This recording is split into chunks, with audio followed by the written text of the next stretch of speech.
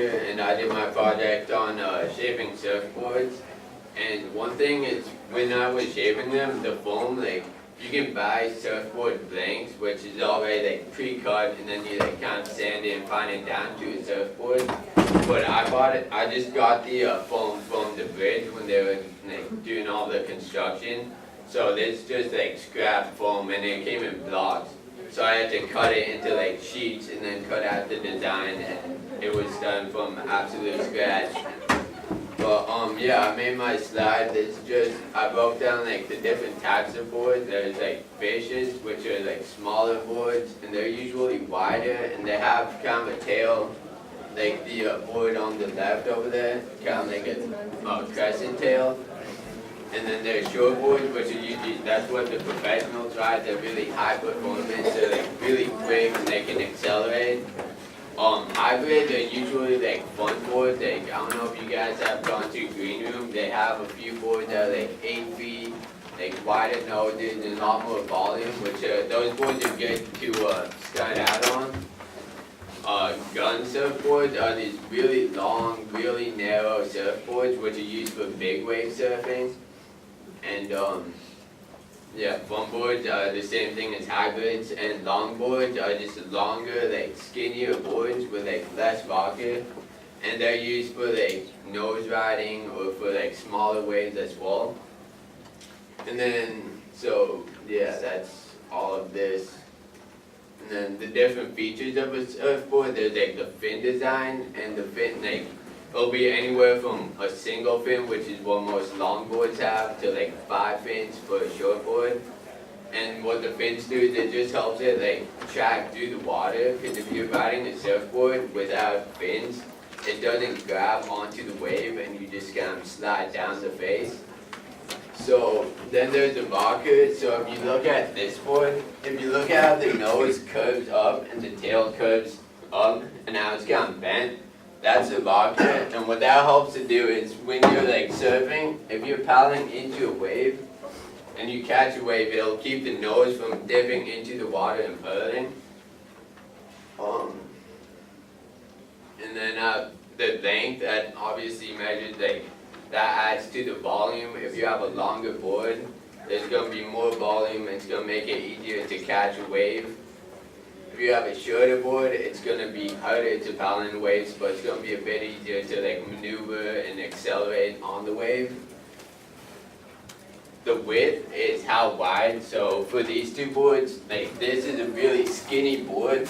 So that's going to, if you're surfing this, it's going to ride on the wave, like almost the entire rail is going to be in the face of the wave, as opposed to this one where it's like more of the tail is going to be in because it's wider.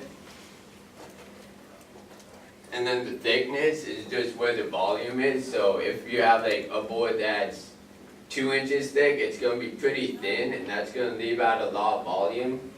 It's going to make it easier to kind of maneuver the board. But if you have one fatter, like the one on the left, it's going to be harder to really like bite into the face of the wave and turn with that. But there's going to be more volume to make it easier to paddle into waves. The foil is just how the thickness is distributed. So if you look at this board, the tail, it's really thin, and then it gets wider towards the front. The foil is like the displacement, how it goes from thin to wider in the center and then thins out a bit. And then the tail design, there's a few different designs, and you can do a lot of other ones. There's when people are shaping boards, they've made like asymmetrical tails. These are just the basic tails.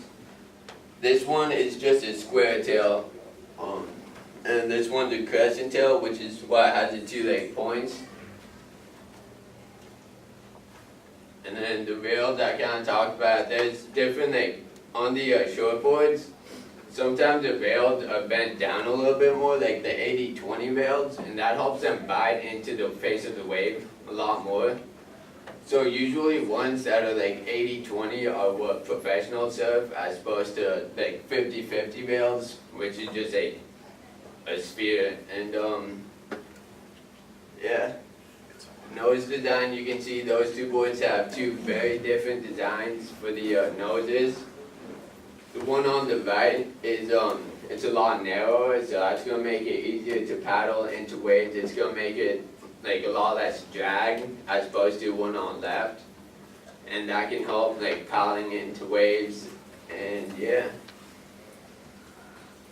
the bottom contour, neither of these boards have any contour because that's a lot more like harder to get into in shape. But what that is if you look at a board, if you put it on a flat surface, it'll usually kind of curve up on the bottom. So the rails are going to be down a little bit more than the center of the board.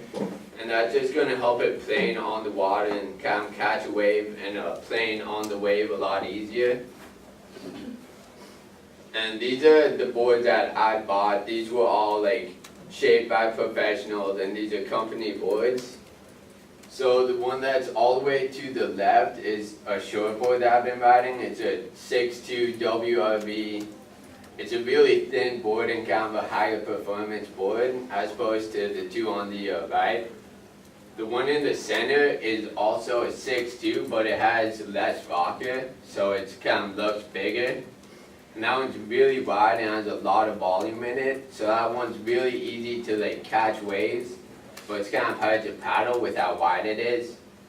And then the one all the way to the right is a gun surfboard, and that was designed for big wave surfing. Those boards you can ride from like a 2-foot wave to a 40-foot wave. And yeah, that's me riding the big gun.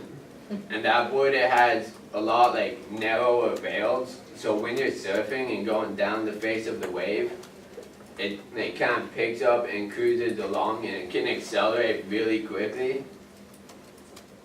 And just a little bit of board history on the gun. It was hand-shaped by a guy named Chuck Burns, who it started by Robert Russell Brown in the 60s, and he was just selling, like he was shaping boards and then driving to Newport, California, Newport Beach, and just selling them out of the back of his van, and he ended up making a business, and it's now like one of the biggest companies in the surfing industry. And it has like I was saying, it has a thinner rail, so it makes it kind of hard to turn, especially with the pintail, because it's such a long and narrow design. It's hard to really maneuver that board, but if you're going down the wave, it can just take off, and it's a really quick board. And they're designed to be really hydrodynamic, so if you're surfing big waves and you catch one, you just want to go down as fast as you can. And you're not doing a lot of turning, so that's what it's designed for.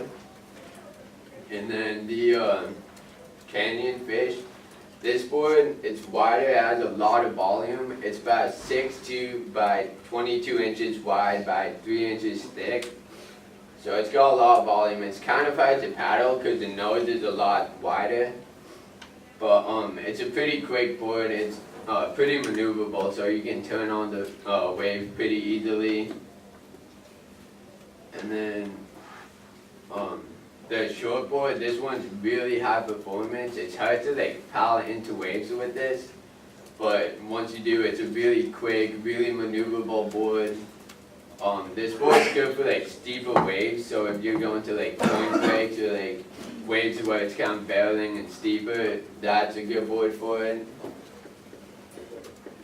And yeah, so now about the boards I shaped. I shaped two very different boards.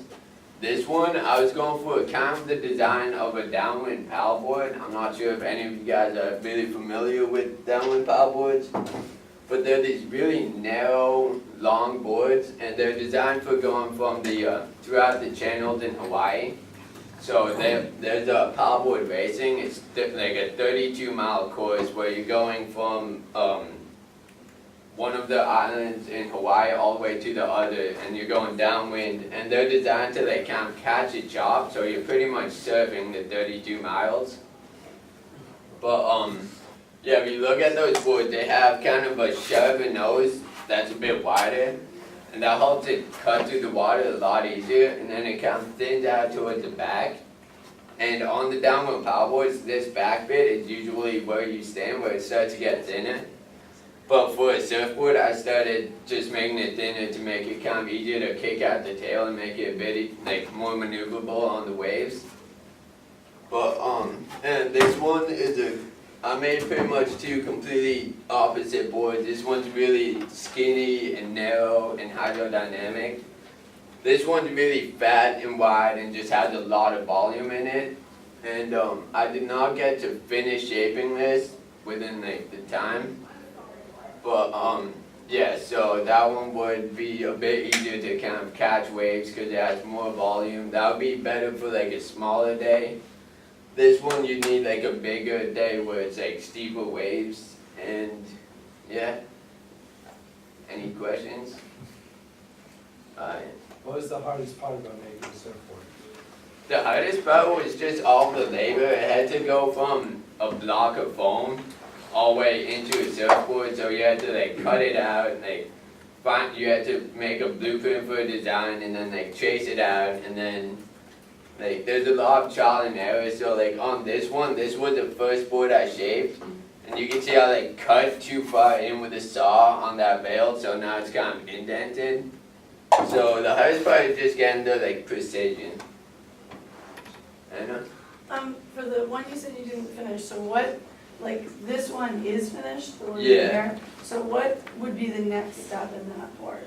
Just like planing it down, like the veils are still boxy, so I was gonna kind of like round the veils a bit, and that's gonna make it a bit like smoother to power. I'm gonna give it a bit more vodka, so I'm gonna cut up like the nose, like how it's just flat. I was gonna cut it up so there's some rocker in it, and then yeah. Do you have to seal these at all?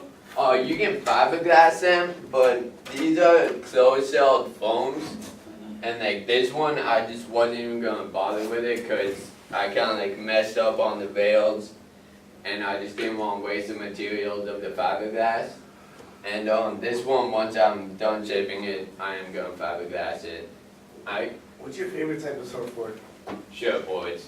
Like, what kind? Like, what type? Oh, like what company? Yeah. WRV, which is that board. Alex? How long have you been surfing for? About a year, so I'm still pretty new to surfing. I picked it up last winter during junior year. How long does it take to make one of the boards? It takes some time. I did it, like, if you're doing it just out of a surfboard blank, you could do it in like a few hours where you already have a pre-cut design. But taking it like from the foam and then like cutting it down, it took a good amount of time. Oh, was it hard to pick up surfing? Not really. Surfing's actually really easy to pick up. Yeah. What are you using for tools? You know, you said saw, but like what kind of a saw are you using? So for the most part, like just cutting it off the block and then getting the rail designs and everything, I just use a regular hand saw. And then for a bit more of the like finer work, for like getting the curve, I use a Japanese pulse saw, which is just a like thinner blade, like little hand saw. And I also use the hot wire. And then like for this, I use this electric planer to plane out some of the foam that like ate a lot of the foam really quickly. Electric planer, they're like a shaper's most useful tool, and then a sander. Yeah, So what's the biggest wave you've ridden? double overhead. So if I'm standing up, it's twice as tall as me. Painted house in Aquino. That's crazy. Scary.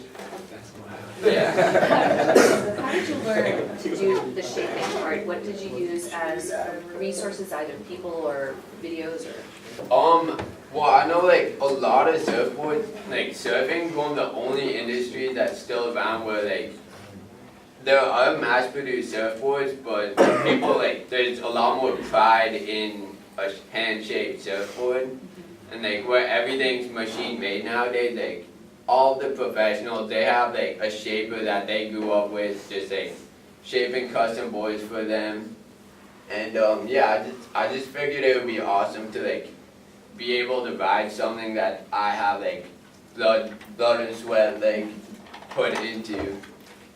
Did you have a person help you with this, like a mentor, or did you use? My dad is a really good handsman, so like he taught me a lot about the tools, but for the most part, this was all by myself. Alex? Can you make a board out of more than just like styrofoam? Yeah, actually, McGrath was telling me about someone made a surfboard out of some type of mushroom, and they fungus. Mycelium, yeah. Psyllium, yeah. Nice. And They grow it. people make them out of like all different type of stuff. Like I tried making a wooden surfboard, which turned out to be like 60 pounds and way too heavy to actually surf. But people do make wooden boards. There's a company, Grain Surfboards. They make amazing products. People will make like cardboard surfboards, and they're like completely see-through. It's just cardboard and then fiberglass. Oh yeah, you can make it out of pretty much anything. Yes? Did you say you got your, the foam from the bridge being taken apart? Yeah. From So when they were putting like the blocks and like concrete blocks, they used the polystyrene as a template for the foam or for the box. And then once they were done with the project, they just had a bunch of scrap foam, and I just asked them if I could have it, and they gave it to me.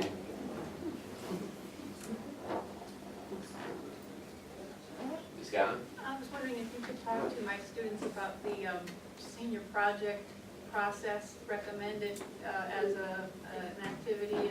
Yeah, definitely. So, doing a senior project is definitely the way to go out senior year.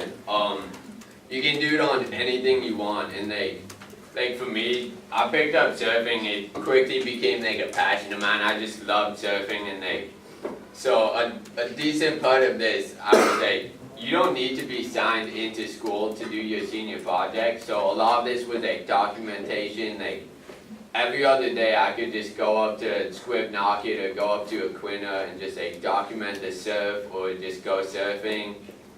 And so it's definitely a good process. How much would you sell a board if you made it and it was like your best one? Like a nice one, probably like a few $100, like 250, 300, $700. 700. You could sell them for $2,000.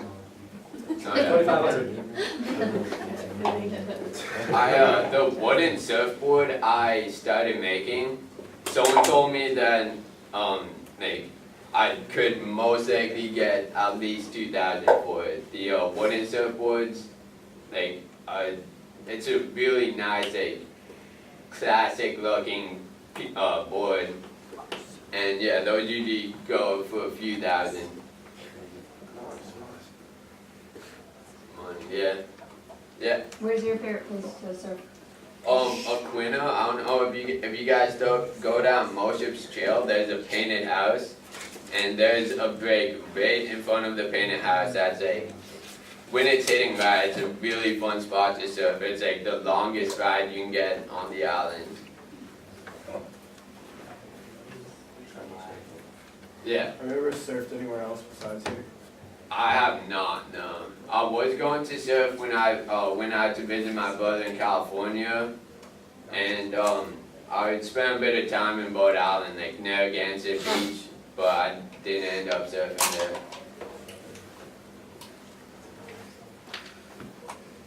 Can you talk a little bit about what you learned the most through the process of the senior project, and maybe a little bit about what you did that you wouldn't have been able to do otherwise if you hadn't done it? Yeah, I mean, like, for the shaping the surfboard, I never really had like the time on my hands, but like during the senior project, it granted me with that where I could just like go be at my house and like have nothing, no dedication besides like shaping the surfboards. And so yeah, that just made it like having the time available in the senior project just made it really nice for me, because like shaping a surfboard, was something I've always wanted to do, and I just didn't have the time between school and work and outside life. But, yeah. And, Because you, like you said in the senior projects, it's a really different model. yeah. And I know like you went to the charter school for elementary school, so you had a little bit of project experience. but Yeah. Was this, did you feel like it was hard to balance or like run a project, you know, that with that much independence in your senior year? Or how does that work?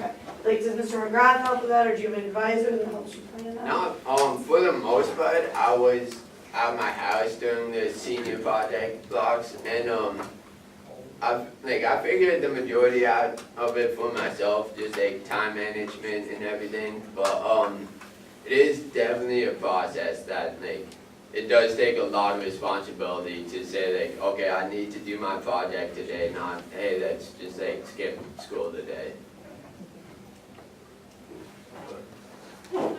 What's the next step for you? What's gonna happen? What are you gonna do next, like in the immediate future and then the long term? So I'm going to keep shaping the board to the left and just make it like more of an actual surfboard. And if it comes out nice, if I don't mess up like I did on the rails of the other board, then I'm gonna fiberglass it and put fins on it and make it like an actual nice surfboard to use. You expect to be selling them or making more of Maybe, them? I was thinking about it. My friend who's at charter school is partnering up with the green room to, he's making longboards. And he's partnering up with the green room, he's gonna start selling his longboards. And I was actually thinking about doing the same thing with surfboards. Yeah. Is expensive to fiberglass and is it dangerous for your health? Yeah, the epoxy resin, it is a chemical compound, so it can be like really bad to inhale. And if you're not using the right type of foam, the epoxy can actually just tear right through it. Like it's a pretty serious chemical to work with. You need to have like right ventilation. But the fiberglass isn't too bad to work with. It just the resin and the chemicals. Yeah. So surfboarding takes a lot of like upper body strength to like, you know, push yourself up. Kinda. It takes a lot of endurance and like stamina just cause like usually there's, especially at the painted house, there like depending on the tide there'll be some really strong currents. And some days you'll like go out to surf in a quinta and you won't even catch a wave because you're just paddling against a current for 3 hours. Do you know how many push-ups you can do? Yeah. What do they call it when you fall off the board in the middle of some major wave? It's not like a face wipeout. plant or something. Wipeout? A wipeout? Yeah. There's no funny name for it. And can you tell us about one of those experiences? Yeah, I was surfing in a quinta on the day it was like double overhead waves. I was like standing twice as tall as me. And I was surfing, I was caught on the inside and there was like one of the biggest sets of waves to roll through the day. They were at least like 12 to 15 feet. I got caught on the inside of it, and usually when you have your board and you're on the inside, after it breaks and there's a whitewash, like it makes it really hard to kind of paddle out and like past that. So sometimes you have to hop off your board and dive underneath the wave to just get underneath it.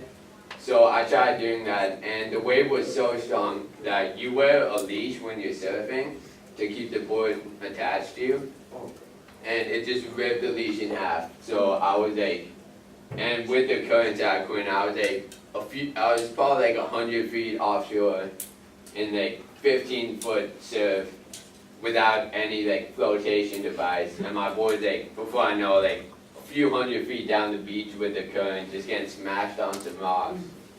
So that was pretty sketchy. Please say yes, you always take somebody with you. Yeah. For most part, there'll like be people out there. I met a lot of like really cool people who surf, like the local surf scene. It's really cool guys. But yeah. How often are these big fancy boards a source of injury when you make one of those wipeouts? They can get bad, like, for example, like big surfboards, they make everything out of plastic, so they have like a plastic shell. And if you like wipe out on board, you can get hit in the head, like it's a pretty common occurrence, and like, I know people who got like severely concussed and knocked out from the from hitting their head on surfboards. And then there's rocks too that like, sometimes you just get like thrown into the rocks from the waves. So you keep going out there, is it adrenaline for you, Tucker? It is, it's just fun, like for the most part, like you don't, like, if it's a rocky break, for the most part, like, you won't even hit the bottom, but if it's like bigger waves, sometimes you can get like, throw you on the rocks. Couple more questions? Two more? You're awesome. Alright, You know surfing? no, it is. Right now? He's ready. No, He said right now. Yeah. Tucker, were you doing skateboards too, or you've been I skateboarding for a did while, right? make one I'm not too into skateboarding, but yeah, I did make one like skateboard deck. It's just a fun little project to and like take out, cruise on it every like here and there. But I did one skateboard just more so for the project. That was out of wood? Yeah, it was out of a solid slab of boat cut from a tree.